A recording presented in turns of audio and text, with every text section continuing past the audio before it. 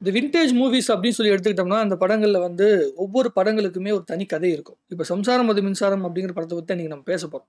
So இந்த படம் வந்து எடுக்கப்பட்ட விதத்திலேருந்து, இந்த படம் சொல்லப்பட்ட கதை வரைக்குமே இதுல வந்து ரொம்ப அழகான நெறைய சம்பவங்கள் இருக்கு. ஏவிஎம் புரொடக்ஷன்ட்ட வந்து நம்மளுடைய விசு சார் வந்து கதை சொல்றாரு. கதை சொல்லும்போது வந்து ஒரு வீட்டுக்குள்ள நடக்கிற ஒரு கதை. வீட்டுக்குள்ள நடக்கிற 2, 3 ஃபேமிலிக்குள்ள நடக்கிற ஸ்டோரீஸ் தான் வந்து நம்ம எடுக்க போறோம் அப்படிங்கிறத வந்து அவங்க சொல்றாரு. அப்ப என்னன்னா, பட்ஜெட் வந்து ரொம்ப ரொம்ப குறுகலான பட்ஜெட்ல படம் எடுக்கப்படுது. அந்த காலத்துல வந்து ஒரு 20, 28 லட்ச ரூபாய்க்குள்ள இந்த படம் எடுத்து முடிக்கணும் அப்படின்னு சொல்லும்போது, விசு அவர்கள் என்ன பண்றாரு, படம் ஃபுல்லாவே ஒரு வீட்ட நோக்கி தான் படம் நகருது. அப்ப என்ன பண்ணலாம்னா, நம்ம வந்து ஒரு ஸ்டுடியோ ஒண்ணு போட்டு ஒரு வீடே வந்து கட்டிறலாம் அப்படின்னு சொல்லி வந்து ஒரு வீட கட்டுறாங்க. ஒரு பட்ஜெட் போட்டு வீடு கட்டி, ஏன்னா இப்ப அந்த டைம்லலாம் வந்து பார்த்தீங்கன்னா, ரியல் லைஃப் லொகேஷன்ல போய் நம்ம வீடு பண்ணாலோ, இல்ல செட்டு போட்டு எடுத்தோம்னா மட்டும் தான் கேமரா ஆங்கிள்லாம் வைக்க முடியும். அதனால இந்த வீடு என்ன பண்றாங்கன்னா, கேமரா ஆங்கிள் வைக்கிறதுக்கு தகுந்த மாதிரி வந்து வீட மாடிஃபை பண்ணி வைக்கிறாங்க. அப்ப அந்த சொந்தமா ஒரு வீடு கட்டினதுனால என்ன ஆயிருதுன்னா, அதுக்குள்ள வந்து படம் எடுக்கிறது ரொம்ப சுலபமா மாறிருது. கதைக்கு தகுந்த மாரி எல்லா விஷயங்களும் பின்னாடி வந்து பார்த்தீங்கன்னா, இந்த கிணறா இருக்கட்டும், இது எல்லா விஷயங்களும் வந்து பார்த்தீங்கன்னா, அதுக்கு தகுந்த மாரி ரெடி பண்றாய்ங்க. ஸோ ரெடி பண்ண உடனே படம் வந்து எடுக்கப்படுது. எடுக்கப்பட்டு மிகப்பெரிய ஒரு வெற்றி அடையுது. வெற்றி அடைஞ்ச உடனே ரொம்ப கம்மியான பட்ஜெட்ல வந்து நான் வந்து அதாவது நேஷனல் அவார்டு வேற வாங்குது. இந்த படம் வந்து பார்த்தீங்கன்னா, நேஷனல் அவார்டு வேற வாங்குது. வாங்குன உடனே அந்த நேஷனல் அவார்டுக்கு வந்து அந்த ஃபங்ஷன் அட்டெண்ட் பண்ண போறதுக்காக பிசினஸ் கிளாஸ்ல வந்து பார்த்தீங்கன்னா, நம்மளுடைய விசு சாரையும், விசுவோட ஃபேமிலி இருக்காங்கல்ல, அவங்க எல்லாத்தையும் பிசினஸ் கிளாஸ்ல போட்டுட்டு, அ படத்தோட ப்ரொடியூசரான நம்மளுடைய சரவணன் சார் என்ன பண்றாருன்னா, நார்மல் எக்கனாமிக் கிளாஸ்ல வராரு. நார்மலா பயணம் பண்ற கிளாஸ்ல வராரு. அதுக்கான காரணம் என்னன்னா, நீங்க வந்து இந்த படத்து மேல மிகப்பெரிய நம்பிக்கை வச்சு சொல்லியிருந்தீங்க. நான் ரொம்ப கம்மியான பட்ஜெட்ல குடுத்தேன். ஸோ உங்களுக்கு இந்த விருத வாங்கி குடுத்த உங்களுக்கு அதுக்குண்டான மரியாதை குடுக்கணும்னு தான் நான் நார்மலான இடத்துலேருந்து வரேன். உங்கள வந்து பிசினஸ் கிளாஸ்ல போட்டு அனுப்புறேன் அப்படின்னு வந்து அவர் சொன்னாராம். அந்த அளவுக்கு இந்த திரைப்படம் வெற்றி அடையறதுக்கு உண்டான காரணம் என்ன? நானும் என்னோட ஃப்ரெண்டு, என்னோட ரூம்மேட் பழைய ரூம்மேட் இருக்காருல்ல, அவர்லாம் வந்து பார்த்தீங்கன்னா, எப்பயுமே இந்த சாப்பிடும்போது பார்க்குற படம் வந்து பார்த்தீங்கன்னா, "சம்சாரம் அது மின்சாரம்" படம் தான். அதாவது விசு சாரோட படம் மட்டும் தான் சாப்பிடும்போது ஒரு காதுல அந்த டயலாக்க கேட்டுக்கிட்டே பார்க்குற மாதிரி. ஏன்னா, நீங்க நெறைய படங்கள் நீங்க பார்ப்பீங்க. விசு சாருடைய படங்கள்ல மட்டும் தான் வசனங்களுக்கு மிக முக்கியமான இது இருக்கும். முக்கியத்துவம் இருக்கும். அது ஏன் அப்டின்னா வந்து, ஒரு ஒரு மனிதனுடைய உணர்வுகளை வந்து வசனத்தை விட மிக அற்புதமான பல விஷயங்கள வந்து அவரு டெலிவர் பண்ண முடியாது அப்படின்னு வந்து விசு சார் நம்புவாரு. நீங்க ஸ்க்ரீன் பிளே என்னதான் நீங்க பண்ணாலும், ஸ்க்ரீன் பிளேக்கு வசனங்கள் மிகப்பெரிய ஒரு பங்கு வகிக்குது அப்படின்னு சொல்லி வந்து சொல்றாரு. பிக்சரைசேஷன் மட்டுமே வந்து படம் கிடையாது. ஆனா அதுல வந்து பேசப்படுகின்ற வசனம், வசனத்துக்குள்ள இருக்கிற அந்த ஆழமான உணர்வுகள் தான் படத்த வந்து சொல்லுது. ரொம்ப சாதாரண ஒரு கதை.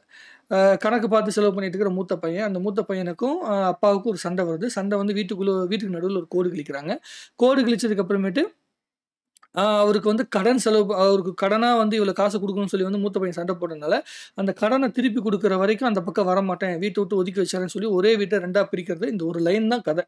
அந்த கதைக்குள்ள ரகுவரன் சார் நடிச்சிருந்த விதமா இருக்கட்டும், விசு சார் நடிச்சிருந்த விஷயமா இருக்கட்டும், அதே மாதிரி வந்து வாகை சந்திரசேகர் சாரா இருக்கட்டும், அதே மாதிரி எல்லா கேரக்டருமே இந்த படத்துல வர ஒரு கேரக்டர் கூட வந்து பார்த்தீங்கன்னா, சாதாரண கேரக்டர் கிடையாது. எல்லாத்துக்குமே ஒரு தனி லைனு, அவங்களுக்குன்னு ஒரு தனி லவ் ஸ்டோரி, அவங்களுக்குன்னு ஒரு கணவன் மனைவிக்குள்ள இருக்க அந்த வாகை சந்திரசேகர் சாருக்கும், அவருடைய ஒய்ஃப்‌க்கும் வந்து மாதவின்னு நெனைக்கிறேன் அவங்க பேரு.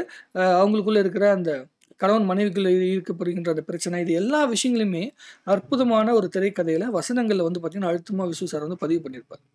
விசு சார பொறுத்தவரைக்கும் எப்படின்னா, அந்த டைம்ல வெறும் அ குடும்ப குடும்பமா போய் ஒரு படம் பார்க்கணும் அப்படின்னு சொல்லி முடிவு பண்ணாலே, விசு சாருடைய படத்த தான் வந்து தைரியமா பார்க்க முடியும். பெண்களுடைய உணர்வுகளை மிக அழுத்தமாக பதிவு செஞ்ச படமா வந்து பார்த்தீங்கன்னா, விசு சாருடைய படம் வந்து பார்த்தீங்கன்னா, நெறைய இடங்கள்ல இருக்கும். அதுல "சம்சாரம் அது மின்சாரம்" திரைப்படம் எப்படிப்பட்ட விஷயங்கள சொல்லுதுன்னா, என்ன மாதிரியான கதை அம்சத்துல சொல்லுதுன்னா, வேற ஒரு அ மதத்த சேர்ந்த ஒரு பையன வந்து லவ் பண்ணா, அதுக்குள்ள என்ன பிரச்சனை வரும்? அந்த மதத்த சார்ந்தவங்க அந்த பிரச்சனை வரும்போது, அத எப்படி சால்வ் பண்ணணும் அப்படிங்கிற விஷயமா இருக்கட்டும். ஆ கணவன் மனைவிக்கு இடைப்பட்டு இருக்கிற அந்த தாம்பத்திய உறவுல இருக்கிற பிரச்சனைக்குன்னு வந்து பார்த்தீங்கன்னா, ஒரு கேரக்டரையும், அதே மாதிரி கணக்கு பார்க்குற கணவன், அதே மாதிரி குடும்பத்துக்காக எத வேணாலும் செலவு பண்ணணும்னு சொல்லி நினைக்கிற மனைவி, அப்படிங்கிற அந்த 2 பேருக்குள்ள இருக்கிற அந்த விஷயத்த லட்சுமியும், அதே மாதிரி ரகுவரன் சாருக்கும் இடைப்பட்ட அந்த ரிலேஷன்ஷிப் காட்டுறதா இருக்கட்டும். கணவன் என்ன சொன்னாலும் அதுக்காக அவர் சொல்ற விஷயத்த முழுமையாக ஏத்துக்கிட்டு, அதுக்காக அவருடைய நிழலா வந்து தொடர்ற அந்த விஷயம் தான் வந்து விசு சாரும், விசு சாருடைய மனைவியும் வந்து பார்த்தீங்கன்னா பண்ணியிருப்பாங்க. ஸோ இந்த மாதிரி எல்லா விதமான ஒவ்வொரு குடும்பத்தையும் காட்டும்போது, அந்த குடும்பத்துக்குன்னு ஒரு தனி அற்புதமான உணர்வுகள சுமக்கிற அந்த கதைய வந்து எடுத்ததுனால தான், இந்த "சம்சாரம் அது மின்சாரம்" திரைப்படம் மிகப்பெரிய வெற்றி அடையுது. ரூ.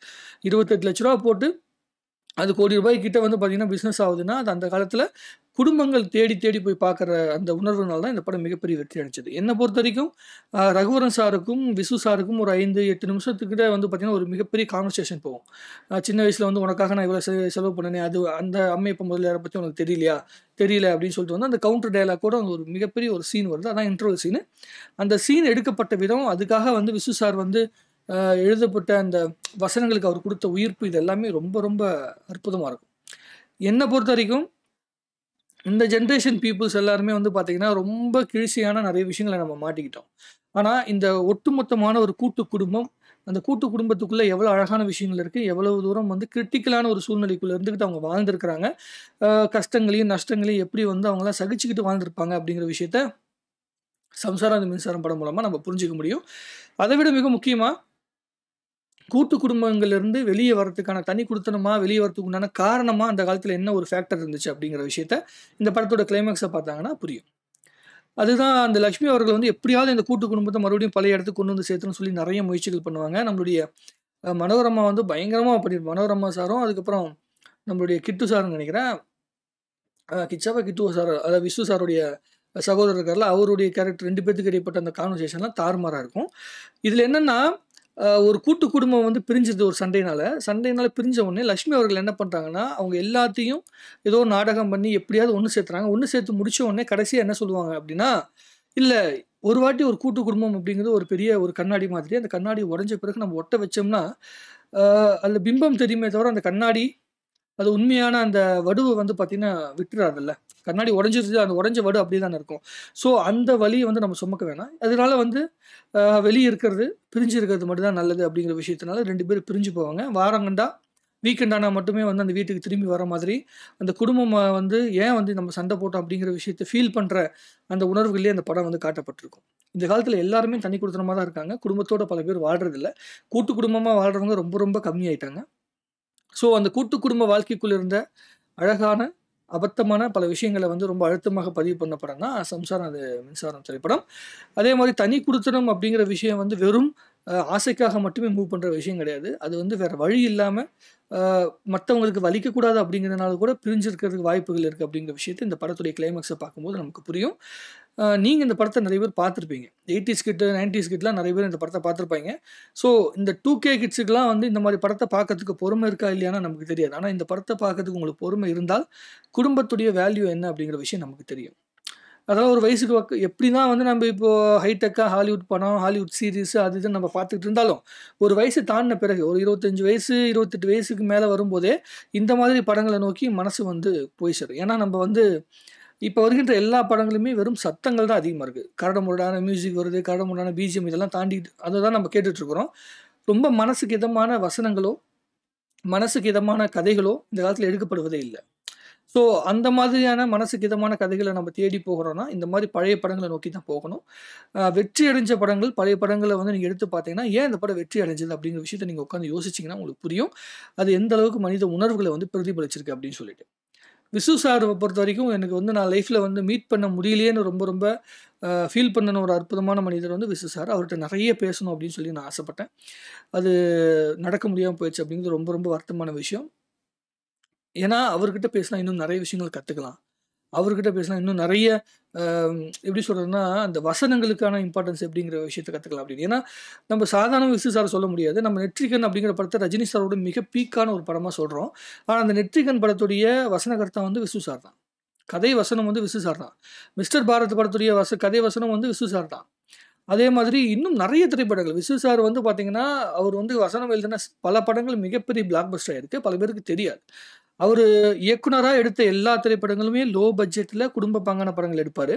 ஆனா, அவர் வந்து வசனங்கள் எழுதின பல படங்கள் வந்து மிக அற்புதமான ஒரு இடத்த நோக்கிலாம் நகர்த்தியிருக்குது. ரொம்ப குறிப்பா சொல்லணும்னா, ரஜினி சாருடைய அற்புதமான காதல் திரைப்படத்துல ஒரு படம் தான் புதுக்கவிதை அப்படிங்கிற படம். அந்த படத்துல வசனம் எழுதினது விசு சார். ஸோ, அந்த படத்துல ரொம்ப அற்புதமான அந்த மனித உணர்வுகளுக்கான சூப்பரான விஷயங்கள்லாம் அந்த படங்கள்ல இருக்கும். நெறைய திரைப்படங்கள பத்தி நம்ம பேசணும். இன்னைக்கு இந்த படத்த பத்தி எனக்கு திடீர்னு தோணுச்சு. ஒரு 2 நாளைக்கு முன்னாடி இந்த படத்த பார்க்கும்போது, இன்னும் கூட நமக்கு அந்த படத்துடைய அந்த பாதிப்பு வந்து இன்னும் அழுத்தமா இருந்துச்சு. ஸோ, அத பத்தி பேசணும்னு சொல்லி ஆசைப்பட்டேன். அதனால நான் பேசிட்டேன். உங்களுக்கு இந்த படம் எந்த மாதிரியான உணர்வுகளை குடுத்துச்சு? உங்க லைஃப்ல இந்த மாதிரியான வீட்டுக்குள்ள அப்பா, பையனுக்கு உண்டான சண்டைகள் வந்திருக்கா? அந்த சண்டைகள்லேருந்து நீங்க எப்படி மீண்டு வந்தீங்க? அப்படிங்கிற விஷயத்த ஷேர் பண்ணணும்னு ஆசைப்பட்டீங்கன்னா, கமெண்ட் எழுதுங்க. இன்னும் நெறைய பேசலாம். விசு சாருடைய படங்கள கூட நம்ம நெறைய படங்கள பத்தி பேசலாம். எனக்கு புடிச்ச படத்த பத்தி பேசலாம். அத விட ரொம்ப முக்கியமான ஒரு படம் இருக்கு. மணல் கயிறு அப்படிங்கிற ஒரு படம். அந்த படம் ரொம்ப அற்புதமான திரைப்படம். அந்த படத்த பத்தி கூட ஒரு வாட்டி பேசணும்னு சொல்லி ஆசை. அத பத்தி நம்ம பேசுவோம். உங்களுடைய கருத்துக்கள கமெண்ட் எழுதுங்க. இன்னும் நெறைய பேசுவோம். வாழ்க தமிழ்நாடு! வளர்க தமிழ் சினிமா!